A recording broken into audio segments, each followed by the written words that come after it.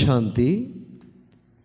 সাকার বাংলা মুরলী 2রা ডিসেম্বর 2025। আজকে বাবা বলেছেন, মিষ্টি বাচ্চারা, তোমাদের প্রতিজ্ঞা হলো তুমি যখন আসবে আমরা তখন নিজেকে তোমাতে সঁপে দেব। এখন বাবা এসেছেন তোমাদের করা প্রতিজ্ঞা মনে করিয়ে দিতে। তো আজকের এই মহাবাক্য আমাদের অনেক গভীরভাবে মনন চিন্তন করার বিষয়, কারণ এতে যেমন আছে প্রতিশ্রুতি, এতে আছে প্রতিজ্ঞা।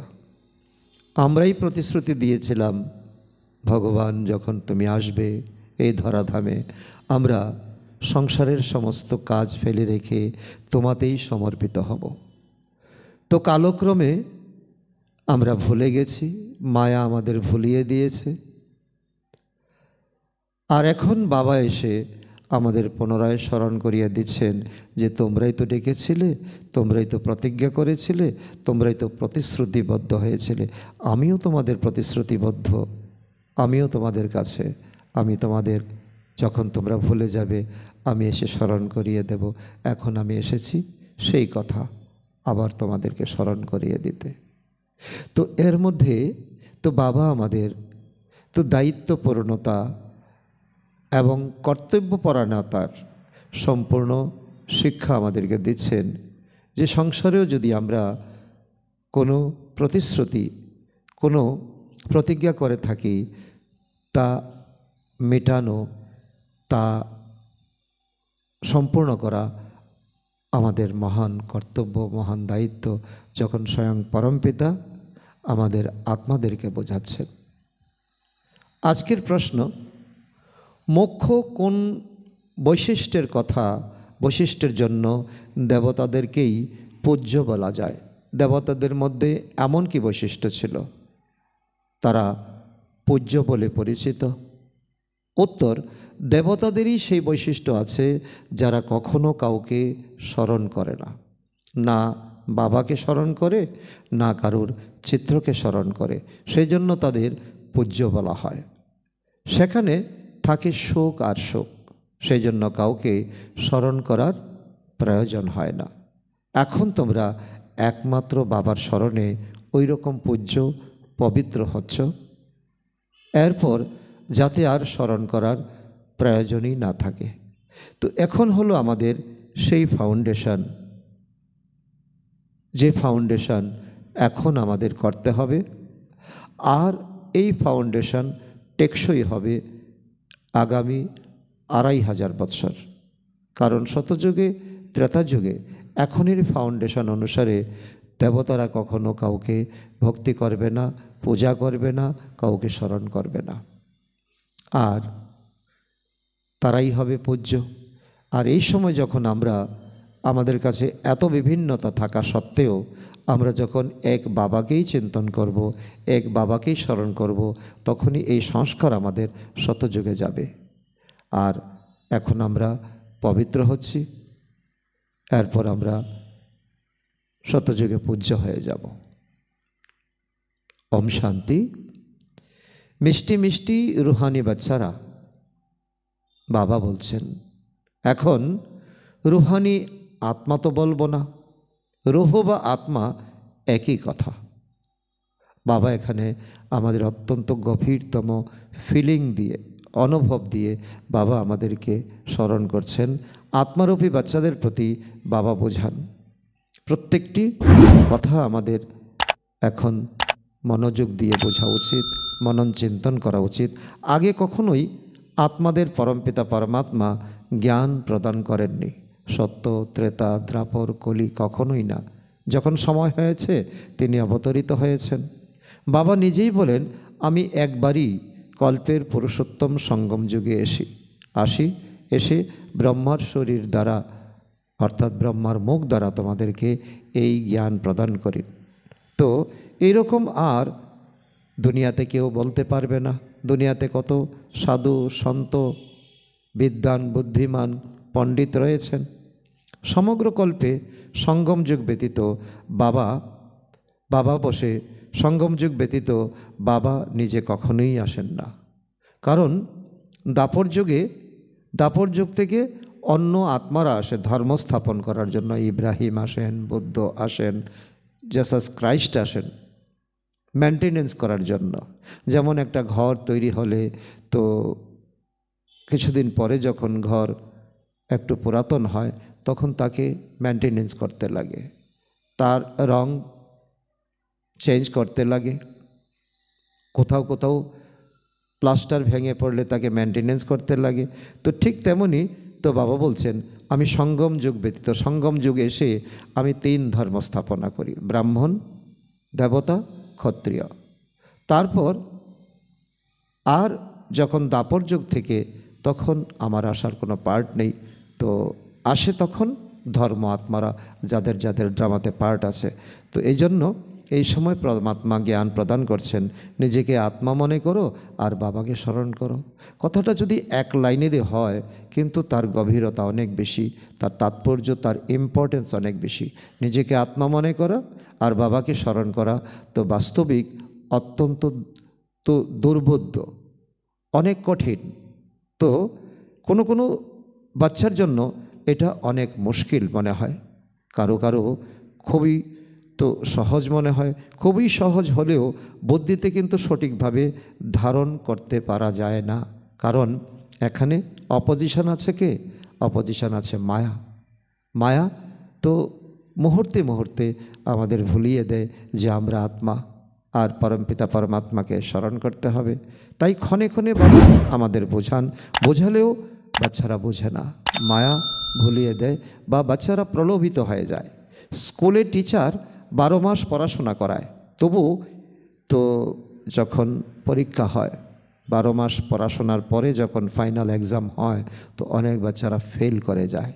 এত টিচার যখন এত মেহনত করেন, এত জোর দিয়ে পড়াশোনা করান, তারপরেও বাচ্চারা ফেল করে যায়।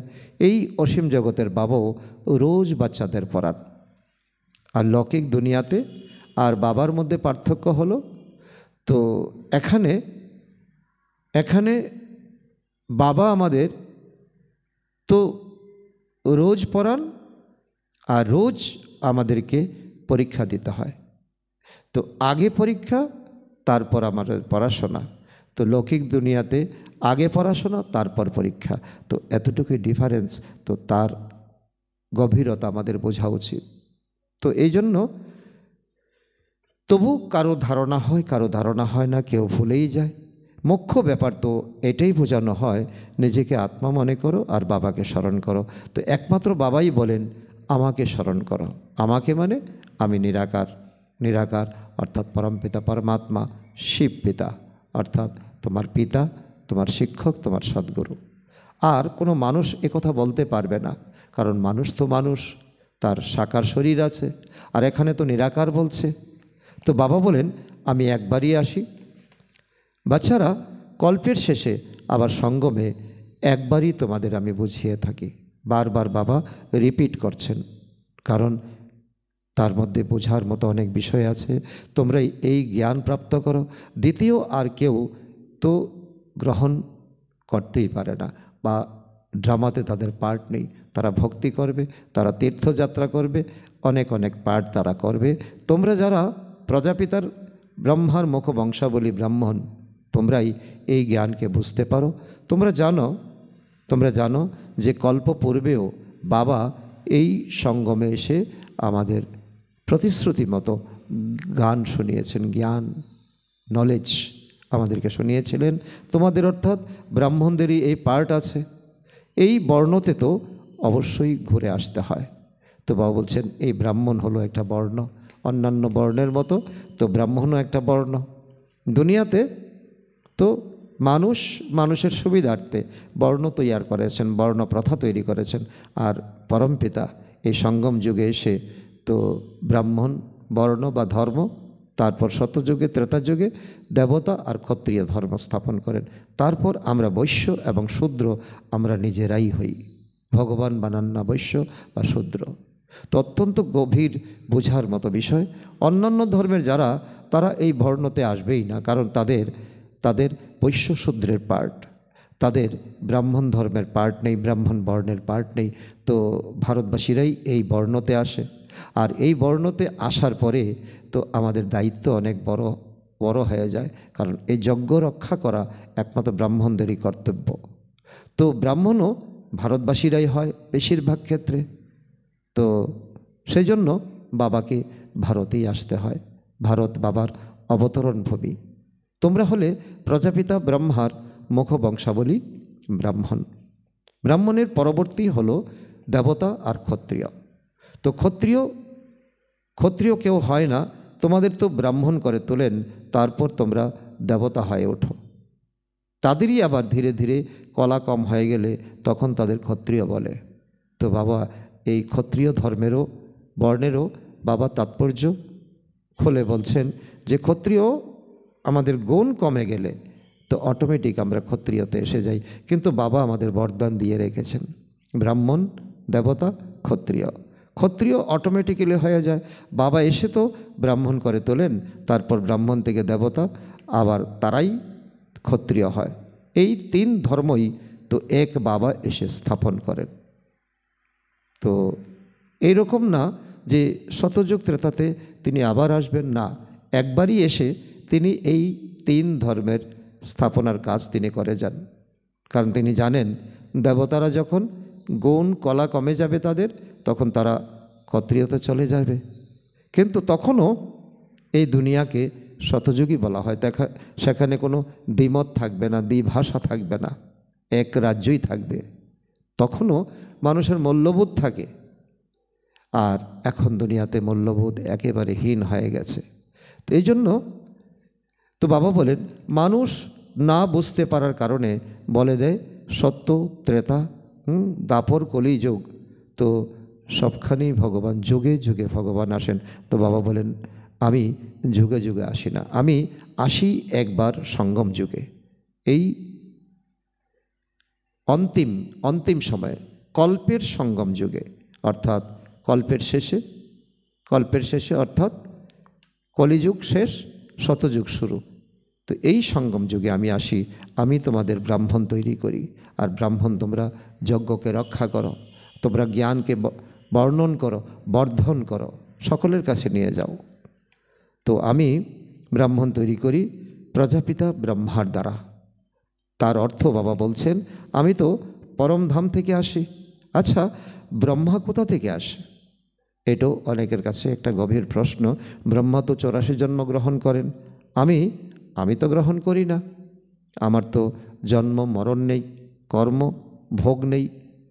তো ব্রহ্মা সরস্বতী হয় যারা, তারাই বিষ্ণুর দুই রূপ লক্ষ্মী নারায়ণ হয়, সেই 84 জন্ম গ্রহণ করে তো আবার তার অনেক জন্মের শেষে প্রবেশ করে তাকে আমি ব্রহ্মা তৈরি করি। তার তাৎপর্য বাবা বলছেন তো ব্রহ্মা নারায়ণ, যিনি নারায়ণ তিনি ব্রহ্মা, যিনি ব্রহ্মা তিনি নারায়ণ। তো নারায়ণ ব্রহ্মা হতে লাগে 84 জন্ম, আর ব্রহ্মা থেকে নারায়ণ হতে লাগে এক জীবন। তো এই জন্য বাবা বলে, সেজন্য ওনার নাম আমি ব্রহ্মা রাখি। এটা ওনার কোনো নিজের নাম নয়। বাচ্চার জন্ম হলে তো ষষ্ঠী করে 6 দিনের দিন নামকরণ হয়, জন্মদিন পালন করে।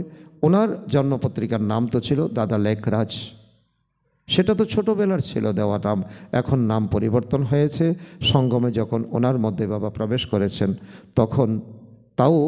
তখনই নাম পরিবর্তন করেছেন যখন এই বানপ্রস্থ অবস্থাতে এসেছেন, যখন ব্রহ্মা বাবার দাদা লেখরাজের বয়স 60 ঊর্ধ্ব। জাগতিক সন্ন্যাসীরা তো ঘর বাড়ি ছেড়ে চলে যায়, তখন নাম পরিবর্তন করে।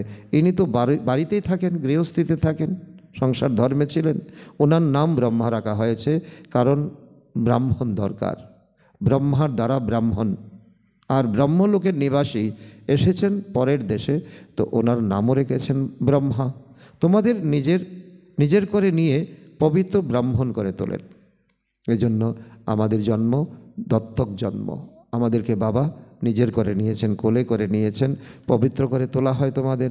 এমন না যে তোমরা জন্ম থেকেই হলে পবিত্র, না, তোমরা এখন রোজ দিন তোমরা জ্ঞান শুনছো, তোমাদের জীবনে অ্যাপ্লিকেশন করছো, ধীরে ধীরে তোমরা পবিত্র হয়ে উঠছো।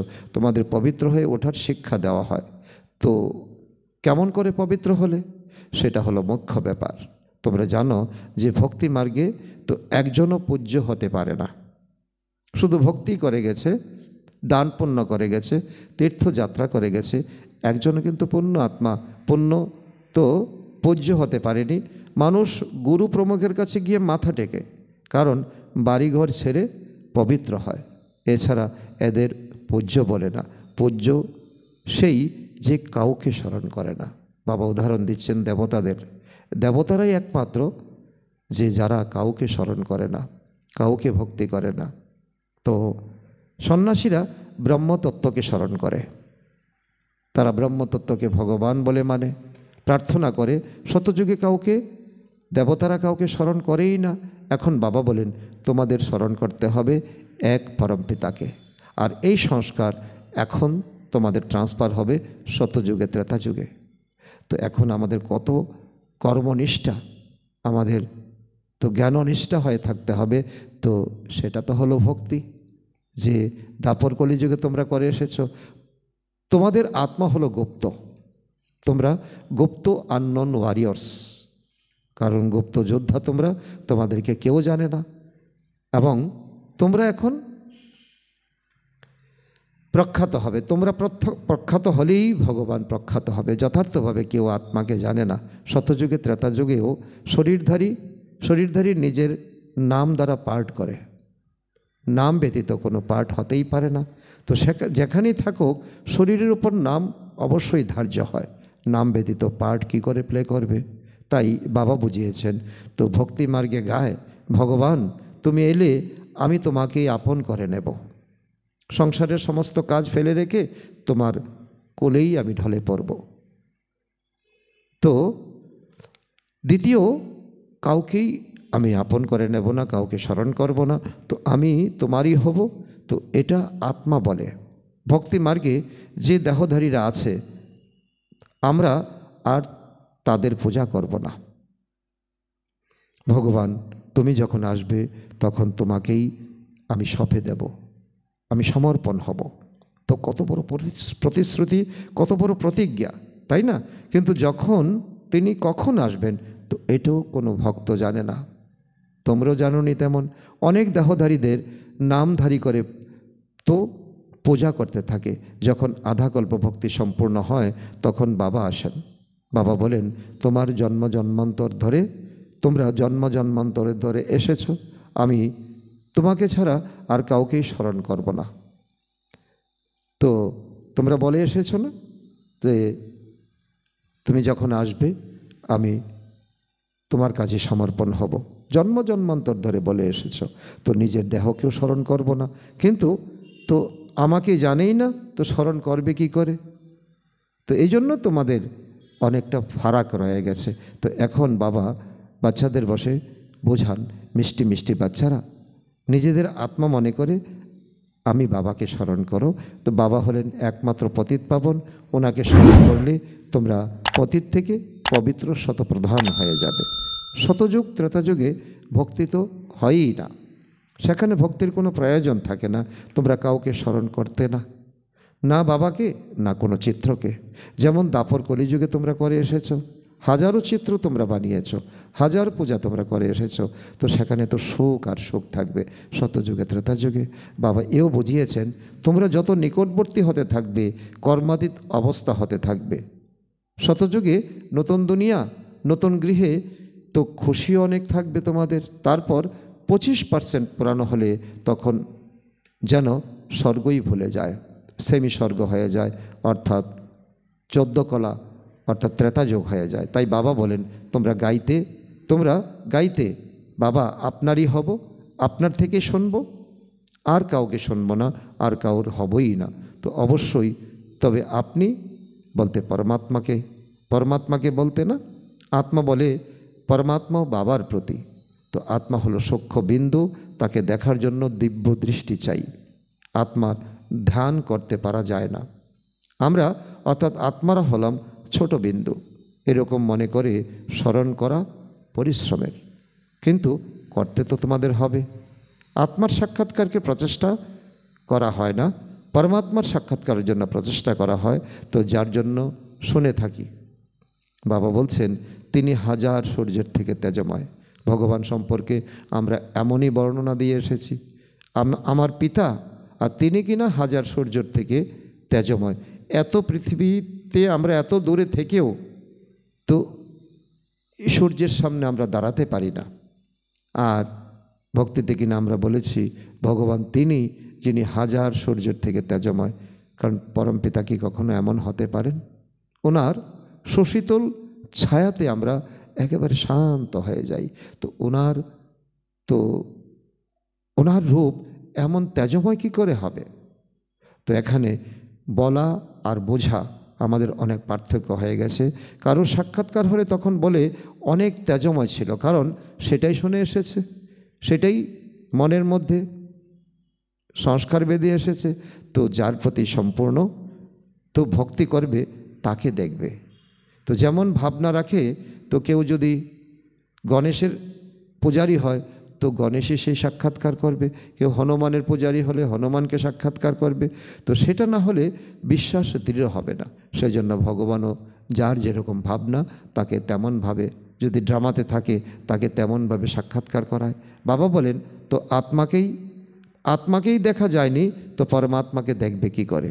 আত্মাকে দেখতে পারবেই বা কী করে? আর সকলেরই তো শরীরের চিত্র আছে, নাম আছে। আত্মা হলো খুবই ছোট বিন্দু, তাকে কি করে চিনবে? তো চেষ্টা অনেক করে, কিন্তু এই চোখের দ্বারা দেখতেই পারা যায় না, তার জন্য দিব্য দৃষ্টির প্রয়োজন।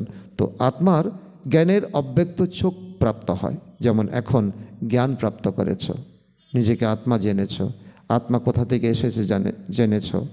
তো আত্মার কর্তব্য কী, সকল কিছু যখন জেনেছ, তো একে বোঝা, অনুভব করা, এই হলো আত্মাকে দেখা। এখন তোমরা জানো যে আমি হলাম আত্মা, কত ছোট বিন্দু। আমি অর্থাৎ আত্মাতে 84 জন্মের পার্ট স্থির আছে, যা আমাকে রিপিট করতে হবে।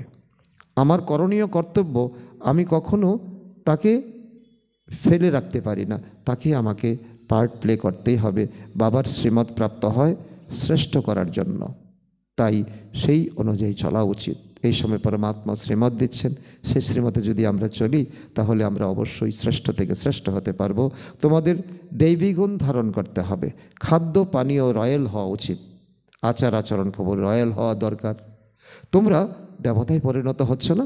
দেবতাদের মন্দিরে কত নিষ্ঠাভাবে ভোগ লাগানো হয়, তো নিয়ম রীতিতে ভোগ লাগানো হয়। এখন তোমাদের খাদ্যাভাসও, খাদ্য পানীয় আহার সব কিছু এখন রয়্যাল প্রকৃতির হওয়া চাই, দেবতার মতো হওয়া চাই। তো দেবতারা নিজে হলো পূজ্য, এরা কখনো কাউকে পূজা করে না। করে কি? করে না। এরা তো হলো ডবল মুকুটধারী, এরা কখনো কাউকে পূজা করে না। তো পূজ্য হলো দেবতারা। শতযুগে কাউকে পূজা করার কোনো দরকার নেই, কারণ সেখানে কোনো দুঃখ থাকে না। তবে হ্যাঁ, একে অপরকে রিগার্ড অবশ্যই দেবে। দেবতাদের মধ্যে একটা সুন্দর, তাদের মধ্যে একটা সৌহার্দ্য ভাব থাকবে। তো এরকম প্রণাম করা একে রিগার্ড বলা হয়। তো এমন না যে হৃদয় থেকে তাকে স্মরণ করতে হবে। রিগার্ড দেওয়া স্মরণ করা এক নয়, রিগার্ড তো দিতেই হবে। যেমন প্রেসিডেন্টকে সবাই রিগার্ড দেখায়, জানে যে উনি খুব উচ্চপদস্থ, অর্থাৎ এই দেশের সবচেয়ে উঁচু পদাধিকারী। তো প্রণাম কি আর করতে হয়? তাই বাবা বোঝান এই জ্ঞান মার্গ হলো একদম আলাদা জিনিস। এতে শুধু নিজেকে আত্মা তো বোঝাতে হবে, যা তোমরা ভুলে গেছো। শরীরের নামকে মনে রেখে দিয়েছো, আর এটাই ভেবে এসেছো নিজেকেও শরীর দেখেছো, অন্যকেও শরীর দেখেছো। তো এখানে একটু ভিন্ন প্রকৃতির জ্ঞান মার্গ শিক্ষা, নিজেকে আত্মা মনে করা, অন্যকে আত্মা মনে করা। কাজ তো অবশ্যই নামের দ্বারাই করতে হবে। নাম ছাড়া কাউকে ডাকবে কি করে? ডাকবে নাম ধরে, কিন্তু দেখবে আত্মা। তো এটা যদিও কঠিন, কিন্তু তাকে ন্যাচারাল করতে হবে। যদিও তোমরা শরীরধারী হয়ে পার্ট প্লে করো, কিন্তু বুদ্ধি দ্বারা সে বাবাকে স্মরণ করতে হবে। কৃষ্ণের ভক্তরা মনে করে তো আমাদের কৃষ্ণকেই স্মরণ করতে হবে, ব্যাস ব্যাস, যেদিকে তাকাই কৃষ্ণ আর কৃষ্ণ, আমিও কৃষ্ণ তুমিও কৃষ্ণ, আরে তোমার নাম আলাদা ওর নাম আলাদা, সব কৃষ্ণ আর কৃষ্ণ কি করে হতে পারে? সবার নাম কি আর কৃষ্ণ হয়? যা মনে আসে সেটাই বলতে থাকে, কারণ এখানে মানুষের দেওয়া, মানুষের করা অভ্যাস, মানুষের দেওয়া নিয়মরীতি সবাই পালন করে আসছে, আর সেটাই হলো ভক্তিমার্গ। এখন বাবা বলেন ভক্তিমার্গের সব চিত্র ইত্যাদিকে ভুলে এক বাবাকে, যেমন আমি পরিচয় দিয়েছি, তুমি যেমন আত্মা ছোট্ট বিন্দু আকাশের তারার মতো, আমিও ছোট বিন্দু আকাশের তারার মতো, কিন্তু আমি পরমাত্মা, এটা মেনে তুমি আমাকে স্মরণ করো, তোমার জন্ম জন্মান্তরের পাপ বিনাশ হবে। চিত্রকে তো তোমরা পতিত পাবন বলো না, হনুমান ইত্যাদিকে কি আর পতিত পাবন বলা হয়? অনেক চিত্র আছে ভক্তি মার্গের, তো কেউ তো পতিত পাবনই না।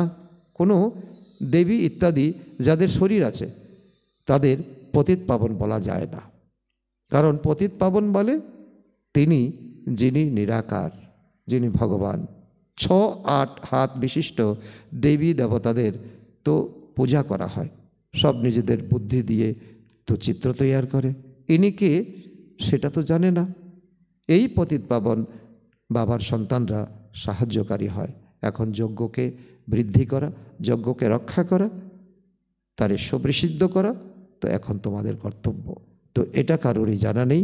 তোমাদের এই রূপ তো সাধারণ, এখন ব্রাহ্মণের কোনো রকম অন্য রূপ হয় না, সাধারণ রূপ। এই শরীর তো বিনাশ হয়ে যাবে, এরকম না যে তোমাদের চিত্র ইত্যাদি থাকবে। দেবতাদের চিত্র রয়ে গেছে ঘরে ঘরে, তো ব্রাহ্মণের চিত্র কোথাও থাকবে না। ব্রাহ্মণরা হলোই গুপ্ত, এই সময় গুপ্তভাবে তোমরা ঈশ্বরের সেবা করছো, এইসব নিঃশেষ হয়ে যাবে। বাস্তবে তো দেবীরা হলে তোমরা, নামও লেখা হয়ে থাকে, তো সীতা দেবী, অমক দেবী, অমক দেবী, তো রাম দেবতা বলা হয় না, অমক দেবী বা শ্রীমতী বলে দেয়, তো সেটাও রং অর্থাৎ ভুল হয়ে যায়। এখন পবিত্র হওয়ার জন্য পুরুষার্থ করতে হবে। তোমরা বলেও থাকো যে পতিত থেকে পবিত্র করো, দেখেছো তোমরা, তুমি এসে আমাদেরকে পতিত থেকে পাবন করো, এরকম বলো না যে লক্ষ্মী নারায়ণ তৈরি করো। কখনো বলেছো দেবী দেবতার সামনে? কখনো বলনি। তোমার মতো আমাকে তৈরি করো, তুমি বলেছো পতিত থেকে পাবন করো। তো পতিত থেকে পবিত্র বাবা করেন, নর থেকে নারায়ণ তিনিই করেন। তো সেই লোকেরা তোমরা পতিত পাবন নিরাকারকে বলো, সে বলে, আর সত্যনারায়ণের কথা শোনায়। তো যারা এরপর আরও দেখিয়েছে, তো এরকম তো বলে না বাবা সত্যনারায়ণের কথা শুনিয়ে অমর করো, নর থেকে নারায়ণ করো, শুধুমাত্র বলে এসেছো যে পবিত্র করে তোলো, সুন্দর দুনিয়াতে নিয়ে চলো। বাবাই তো সত্যনারায়ণের কথা শুনিয়ে পবিত্র করে তোলেন। তো এটাই আমাদের ধ্যান দেওয়ার বিষয়, যে আমরা কতটুকু সত্যনারায়ণের কথা সত্য ভেবে আমরা শুনছি, ধারণ করছি। তোমরা আবার অন্যান্যদেরকে কথা শোনাও, আর কেউ জানতে পারে না। যদিও তোমাদের বাড়িতে স্বজন বন্ধু ভাই ইত্যাদি আছে, কিন্তু তারাও বুঝতে পারে না তোমরা ব্রাহ্মণ, এতটাই গুপ্ত। আগামী দিনে তোমরা কে হতে চলেছ তাও তারা জানে না। আচ্ছা, মিষ্টি মিষ্টি হারানিধি বাচ্চাদের প্রতি মাতা পিতা বাপ দাদার স্মরণের স্নেহসুমন আর সুপ্রভাত। আত্মাদের পিতা তার আত্মরূপী বাচ্চাদের জানাচ্ছেন নমস্কার। আমরা আত্মরূপী সন্তানরা আমাদের মাতা পিতা বাপদাদাকে জানাই স্মরণের স্নেহসুমন, সুপ্রভাত ও নমস্কার। ধারণার জন্য মুখ্য সার: 1 নম্বর, নিজেকে শ্রেষ্ঠ করে তোলার জন্য বাবার যা শ্রীমত প্রাপ্ত হয় তার উপর চলতে হবে, দৈবী গুণ ধারণ করতে হবে। খাদ্য পানীয় আচার আচরণ খুবই রয়্যাল করা উচিত। নাম্বার 2, একে অপরকে স্মরণ করতে নেই, কিন্তু রিগার্ড অবশ্যই দিতে হবে। পবিত্র হওয়ার পুরুষার্থ করতে আর করাতে হবে। আজকের বরদান: নিরস বাতাবরণে খুশির ঝিলিকের অনুভবকারী এবার হ্যাপি ভব। তার অর্থ এবার হ্যাপি অর্থাৎ সদা খুশিতে থাকার বরদান যে বাচ্চারা প্রাপ্ত করেছে, তারা দুঃখের ঢেউ উৎপন্নকারী বাতাবরণে, নিরস বাতাবরণে অপ্রাপ্তির অনুভবকারী বাতাবরণে সদা খুশিতে থাকবে আর নিজের খুশির ঝিলিকের দ্বারা দুঃখ আর উদাসীর বাতাবরণকে এমন পরিবর্তন করবে যেমন সূর্য অন্ধকারকে আলোতে পরিবর্তন করে। অন্ধকারের মধ্যে আলোর প্রকাশ দেওয়া, অশান্তির মধ্যে শান্তি স্থাপন করা, নিরাশ বাতাবরণে খুশির ঝিলিক নিয়ে আসা, একই বলা হয় এভার হ্যাপি। বর্তমান সময়ে এই সেবারই প্রয়োজনীয়তা আছে, যা এই সময় আমরা আত্মারাই এই সময় করছি এবং করতে হবে। স্লোগান: অশরীরী হলো সে যার শরীরের প্রতি কোনো আকর্ষণ তাকে আকৃষ্ট করে না। অব্যক্ত ইশারা: এখন সম্পন্ন বা কর্মাতীত হওয়ার ধুন লাগাও। আজকের পয়েন্ট: কর্মাতীতের অর্থ এটা নয় যে কর্ম থেকে অতীত হয়ে যাওয়া, কর্ম থেকে পৃথক নয়, কর্মের বন্ধনে ফেসে যাওয়া থেকে পৃথক, একে বলা হবে কর্মাতীত। কর্মযুগের স্থিতি কর্মাতীত স্থিতির অনুভব করায়। তো এই কর্মযুগের স্থিতি হলো অতি প্রিয় এবং পৃথক স্থিতি। এর দ্বারা যে কোনো বড় পরিশ্রমের কাজ হোক, কিন্তু এমন মনে হবে যেন কাজ করছে না, খেলা করছে। আচ্ছা, ওম শান্তি।